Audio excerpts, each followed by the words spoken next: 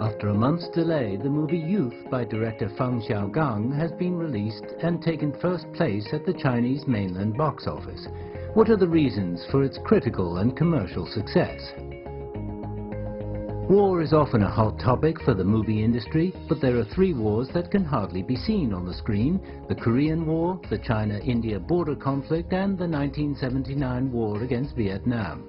Why are they not seen more often? The spirit of Lei Feng represents unselfishness and kindness, which is encouraged by government and society. But kindness came to no good is also a crucial theme in the movie. How is the Lei Feng spirit portrayed in such an environment? The movie Youth brings back images of the 1979 war against Vietnam rarely seen in Chinese movies. How does this reflect the treatment of the veterans of the war? The movie Youth by director Feng Xiaogang is on top of the Chinese box office the first time since mid-October that a Chinese film, rather than the Hollywood blockbuster, has held that position. It is a romance set against the backdrop of the 1979 Sino-Vietnamese War, and the love story that takes place in an army musical troupe has a unique perspective in its depiction of social issues. How do audiences today relate to the issues of heroism, patriotism, and humanity of those idealistic days of the past? What was the relevance of the army art troupe during that time of social transformation? And what more can we look forward to for the Chinese film industry in the coming movie season of the new year? To discuss the popular movie Youth and more, I'm very happy to be joined in the studio by Sisi Chiu, Ballet Promotion Ambassador of the Chinese Association of Social and Cultural Exchange, and Professor David Moser from Yancheng Academy of Peking University. That's our topic. This is Dialogue. I'm Yang Rui.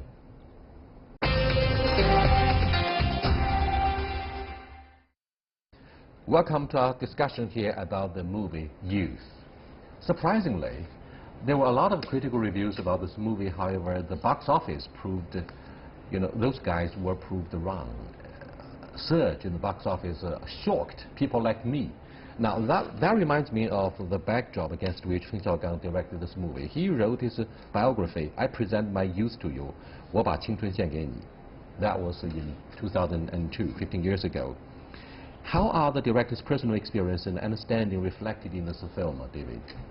Well, he's from that era, right? As you are, obviously. So I think anyone of your generation has strong feelings about those. And I dare say this film seems to be revolving around a theme of idealistic time, a time of youth, an idealistic time when you're sort of sheltered from the cruel realities of life, and a sort of initiation into the cruel world, the adult world. And I think that probably one of the reasons people respond to it is because they can remember this idealistic time and compare it with the more cynical, the more sort of times of tragedy and reality that they live in today. That's my guess is why young people and old people can both respond to the movie. I wonder if Siting agrees with him. You look a little bit younger than me, let's say. Yeah, a lot younger, and therefore I'm wondering if she finds herself divorced from the cinematic reality that Feng Xiaogang portrayed. What are your feelings, immediate response to the movie? Well, I've been to the cinema for twice to watching the movie, so I did a dedication for the box office as well. Because for our generation, I think we don't have like a memory as you when you're watching the movie. So for me, as a professional dancer, I'm very interested on the dancing part. Because one of my very good friends, he's the choreographer for the part E Mountain in the movie. So he put a lot of time to understand what the director wants to tell in the story. And from the very beginning, he's already get the idea that the director wants to show his understanding, like for this leading role, He Xiaoping, when she get insane, she was dancing out of the theater. That was the most touching moment for me in the movie. But did you cry? Well, almost touching me, almost getting my tears, but actually I didn't cry during the movie. You were so indifferent to such a good story. I'm sorry. You don't have to apologize for not sharing the similar feelings and experiences of people of my age, for example. But David, Are you surprised about the box office? Well, Feng Xiaogang has always been, he's had a string of at least interesting movies that have garnered. Are you suggesting people went to the movie not because of the movie, but because of the name of the director? Of course, part of it, naturally. If it had just been some unknown director, it might have garnered some attention, but it wouldn't have gotten the attention.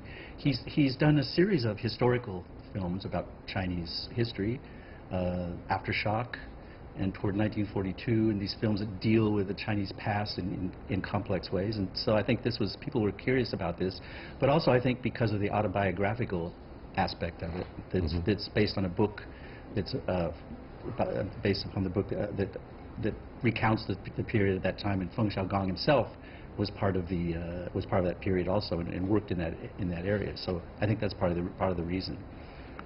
Which part of the movie, Siting, is the most charming and attractive for young audiences of your age? For example, do you think love story in the barracks, in the military life, should be most appealing? Actually, I did suggest my parents go to the cinema to see the movie. I think we'll recall there a lot of memories and the beautiful timing before. But for me, I think because I'm a dancer, so the dancing part was very interesting for me. Especially like in China, we don't have that much like dancing theme movies, not like the Black Swan or the Central Stage we had like from Hollywood, United States.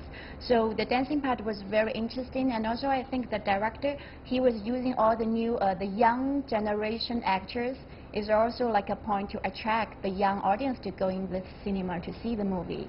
Dancers in uniform who were depicted like leggy, attractive, but I'm afraid that's too divorced from the real realities of those years. For example, I think so too, yeah, because even nowadays we were not that open, like having such a short training clothes when we do ballet or do dancing trainings, yeah. But is it ridiculous to have love stories in the barracks? What do you think of, love stories in the American barracks? That's outside of my... love stories are a distant thing of the past for me right now. Oh, the immediate thing that crossed your mind was sexual harassment that led to the cover story of Time magazine, People of the Year, Me Too movement, yeah, right? Yeah, but I mean, it is true. It is a commercial movie. He has to make money, and of course that aspect of it, the sexy shower scenes and the changing clothes and everything like that. China was a much more prudish and conservative era back then. You would not have seen that sort of thing. But on the other hand, that aspect of it and the visual aspect of it, I think, is part of its attraction. It is a very Spielbergian film in the sense that it's very beautifully filmed. The camera is always moving. There's not so many still shots, but shots where you move inside of the action, like Spielberg. And the dance scenes are filmed much in that same way, so that you are inside the dance, sort of. And I think that part of it, and just visually, the film is stunning. The dance scenes alone, I think, are kind of a metaphor for the entire film.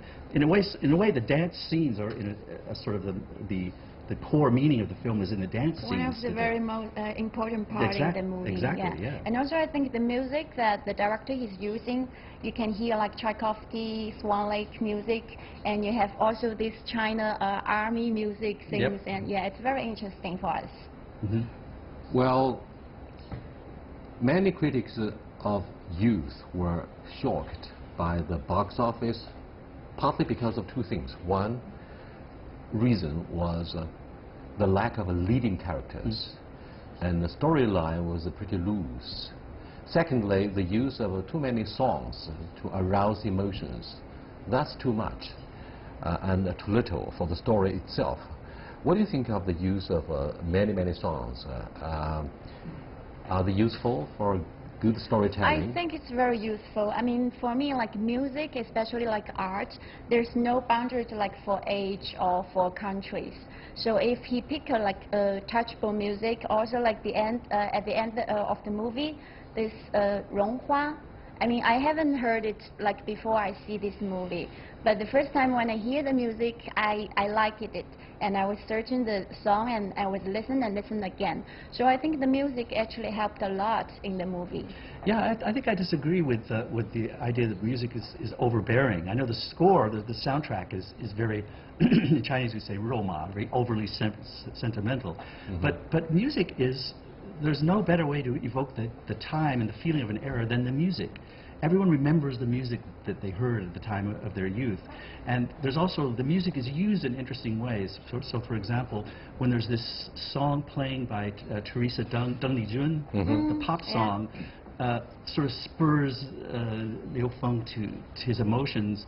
It's kind of a little metaphor that this is an outside, sort of forbidden music, pop music, and it's a little bit like a metaphor for spiritual pollution or something, that he's suddenly infected by this feeling that's a very sort of foreign love song, and that's very significant that scene is there using a foreign love song that sort of spurs his emotion. And all the way through the movie, I think music is used in this skillful way to evoke sort of metaphorical meaning.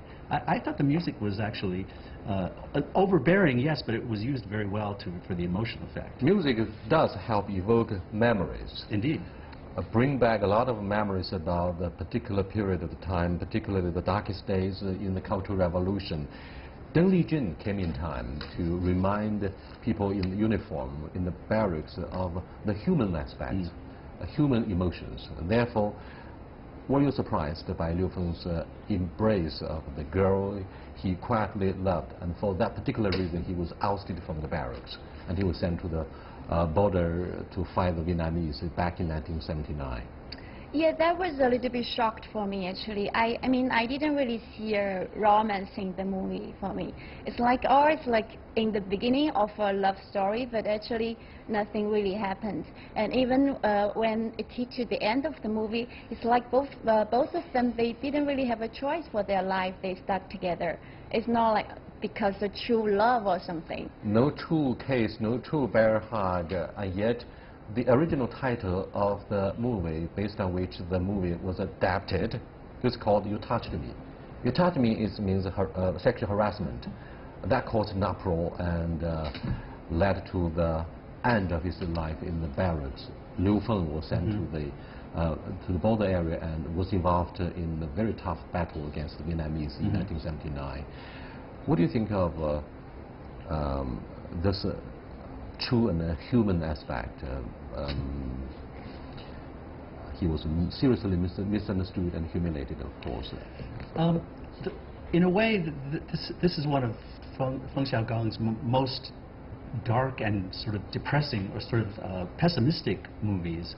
It's the entire movie is sort of this contrast between an idealized world where there's heroes and ideal figures, and the contrast between that and the real gritty reality where people are flawed and dreams just die and don't become fulfilled. In a certain sense, the army troupe itself is the idealized PLA.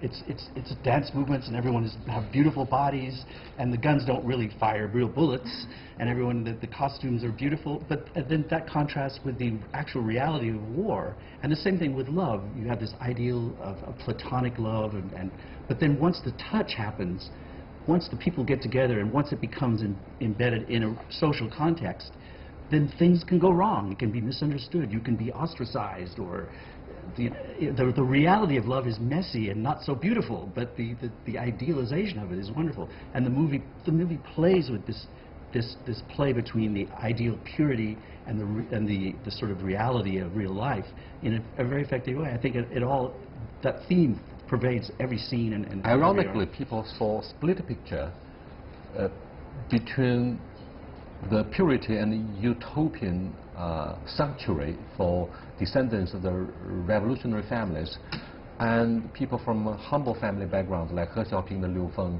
who came across as good guys, but they were treated wrongly.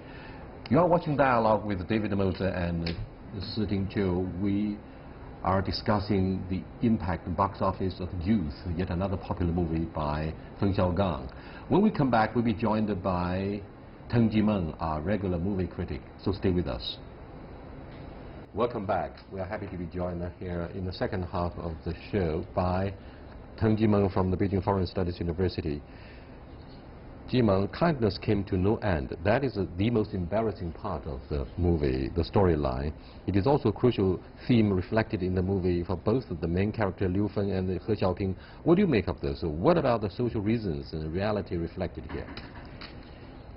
Well, first thing first, I think it's a reality that is deeply rooted in that very historical context. That very context is all about Mao's China, the socialist China that we all lived through.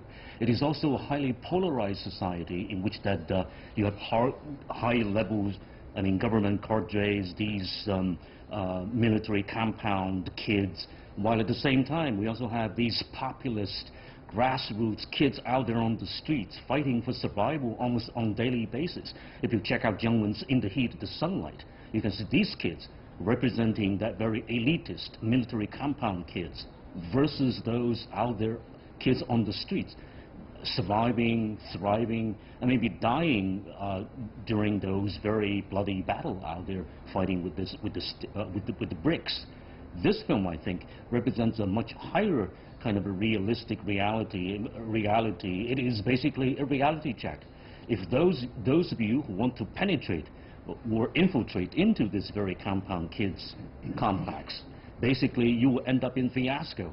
Liu Feng and Miao Miao's fate ended up in fiasco. One almost died in battle, and one actually went crazy because of these, because of her exposure to those bloody scenes in war. Because of her anger and protest against the unfair treatment. So, do you think there's a parallel comparison between Liu Feng, the main character of the movie, and A Gan Zheng Zhuan, the protagonist of that Thomas, what's the name of Forrest Gump. Forrest Gump. Yeah. Forrest Gump. That was a very stupid movie. I think it's such a stupid. It's trash. I mean, first thing first is a big backlash against the 60s in the States. I mean, you use a very foolish, retarded person to reflect upon history. Here in this film, I think that Liu Feng is not that very stupid. Liu Feng represents that very grassroots Lei Feng character, the Good Samaritan character, who tried to break into that very higher echelon of power, but then eventually being kicked out. And so not stupid, but maybe naive. No, it's not stupid at all. Yeah, but naive. Yes, that's right. I mean, Mao's whole idealism is all about that we get rid of class. And Liu Feng, by being that Lei Feng character, tried to break into that very echelon. Due to the sensitive issue on the ex-servicemen who came back and who survived the bloody border clash with the Vietnamese in 1979, and what do you think of the sensitivity itself? Well, it's very, very sensitive. I think it's almost outrageously sensitive in this very case. I mean, during Vietnam, proved to be a kind of untold story out there in the Chinese history of war. And this is basically the most bloodiest war out there fought by China between our brother and perhaps a cornered and armed nation back in the 60s. And so the ex-veterans had a lot to tell, but then eventually their narrative had been always suppressed. And sometimes their treatment, very, very controversial treatment out there, I mean, by certain authorities. And there's always a kind of a volcano out there. I mean, basically like kind of sometimes I would say erupting almost at any time. And that was a very, very destabilizing character out there. I mean, if the film was released. I don't know whether you agree with me or not. Sitting, did you find that part of the story entertaining, laughable, when girls and boys in uniform sing and dance in the barracks, and they were wearing the uniform, and because we were talking about the war in 1979, and that's a broad backdrop against which the story took place. It's really interesting for me, actually. Especially, it's a pity for me because I went abroad like when I was very young, so I didn't get the chance.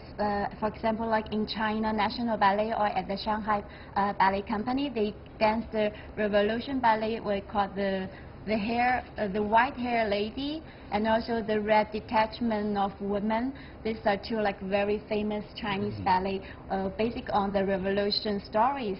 So for me to see the dancers like to wearing the uniform, how they rehearse, and also to touch the topic like Yimeng Mountain. I heard the story at the beginning was like unbelievable. How could a ballet is telling a story that a lady is feeding her breast to a soldier, these kind of things you can put on stage. So for me, it's very interesting, really. Yes. If I may, I think that those girls dancing in military uniform can be an extremely case of China innovation. Now, remember Jiang Qing basically the seven model orchestrated- revolutionary yes. Peking operas She were the orchestrated the whole hallmark thing, of yeah. what she did during the Cultural Revolution. Yes. An enormous Yes. contribution to the development of traditional culture. Right, and take the Red Detachment of Women, I mean, later on directed by Xie Jin, adapted into a film. But one more question for you, Siting. Why so many who were born in the 80s and 90s went to the cinema, and when they came back, they were tearful, they were emotional? What were the parts that may have impressed the people of your age? I think the value of being touched is not dividing by age. Like even we see the Western movie, it's a different growing background, it's a different story that we never experienced, but we were still being touched. For me, like when He Xiaoping, she went to dancing after she get insane, it's the most touchable moment that it's like traveling from the reality to her dream. It's like what our dancers and artists we do every day. When you go on stage, you'll get walking into your dream, and when you go off stage, you come back to the reality. So I mean, He Xiaoping, she had a very tough life from her family, and also when she was in the dancing troupe, people didn't treat her well, and then she went to the war, so it was really like cruel life for her. But afterwards, she became a hero, so that's how she turns insane. So the part that she was dancing this Yimeng Mountain out of the theater, you can see like she was so becoming herself, like the real herself, not pretending, just getting back to the pure art world, getting back to the art world. But I think for me as a professional dancer, this part of dance could be like more extraordinary. I didn't really get those feelings out from this point. It's like I almost feeling to be touched, almost getting my tears, but just a little bit, yeah. Oh. Not quite there. Well, that was the moment that touched me most. I mean, I cried a little there. Yeah, it's the most touchable moment for me too. But I think this should be like, because she's insane. This is the only moment that she expressed her own feelings. Yeah, I mean, that is exactly. So I mean, the dance has to be crazy, like out of mind. well, exactly. I think the moment that she went crazy was the moment that touched us. I mean, it's all because it's very ups and downs of politics. This politics that really kills a real professional dancer. But only when she hears that very music or exposed to that very dancing, she comes back to life.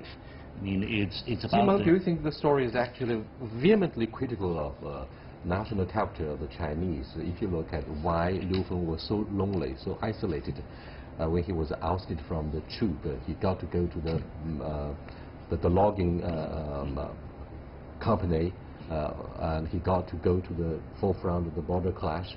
No one accompanied him. No one hosted any farewell party for him.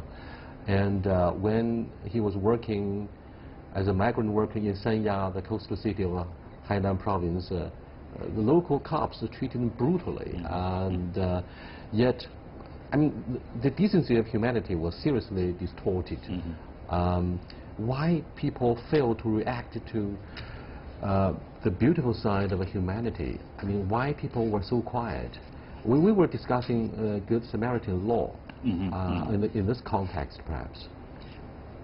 I think yes. I mean, it could be traced back to this very national character, this very apathy, this very indifference towards those who are in trouble, deep in trouble, and especially those who were politically persecuted and maybe wounded in war, and like Liu Feng, I mean, this whole thing about this institution out there, I mean, like the Chengguan represent that very institution, that very authority that looks at these people in a very indifferent, apathetic way, and that's why, I mean, you don't see the kind of general sympathy towards him, because the institution represents that very, supposed to be represent that very justice, and no others can claim that very justice. Why could we hardly see any true revelations of human sentiments and the feelings? This is something that kept puzzling me all the time throughout the whole story. From an American perspective, were you surprised by the inaction and the stupid behavior of the Chinese nationals during that special period? You know, we look back on that history, and even the Chinese will look back and realize that this was a time of political fervor and a certain kind of political idealism, but extreme social repression. It was a very repressed time. That it seems that because of the extreme hierarchical nature, that people's dreams or people's personal dreams were destined to be crushed in the interest of a collective kind of will. And this is something, it's not my criticism, this is Chinese themselves looking back on their history. But the high-handed depression or crackdown on human feelings would lead to hypocrisy and pretensions, contrarily and ironically, right? But I do see this very interesting character, the woman who stands up for him and even use very strong language to curse the city management team. I mean, she actually comes back with the kind of a universal humanity, meaning sympathy and perhaps the kind of a love of this very character. And so I do see warmth in this film, and especially when you look at the very ending, when Liu Feng and Miao Miao gets together, and perhaps, I guess, these two, I mean, according to the novel even, the two will eventually get married. And so I see a kind of a triumph of humanity when kindness can be, in a sense, seen as a way to conquer those Don't evil. you think people should have been awash with a memory on Jane Eyre? Towards the end of that movie, Jane Eyre went to Rochester, who had lost everything, the property, the wealth, everything, and became blind in the fire. So that's the most touching part of the love story. That's a good analogy. That's a good analogy. But my criticism, once again, is that along the line of Xie Jin's Hibiscus Town, once again, this is a film all about compromising. I mean, see, there's no, I mean, to me, even Liu Feng Miao Miao character doesn't represent a force to, in a sense, to sharpen our sense of historical consciousness. I mean, we don't see why. I mean, we still don't see why the character end up in that fate. I mean, I would see a force of justice, bring justice to those bad guys who persecuted Liu Feng. But then once again, it's all this happy ending. These two get married, and you forget about the suffering and forget about everything back in the past. Let's get married and business as usual and back to our. But do you think the story end up these two leading role there together because love? Yeah, absolutely. Yeah, absolutely. I mean, that love. Another big surprise, something I'm afraid, that we guys. to Another big resolve the surprise issue. is that by the end of the movie, by the end of the story, no bad guys were brought to justice, No. despite the poor treatment of Lei Feng. With that, we come to the end of this discussion on youth, a touching story presented by Feng Xiaogang, a famous Chinese movie director. It drew a lot of fire, but it did enjoy good box office. I'll see you next time. Goodbye.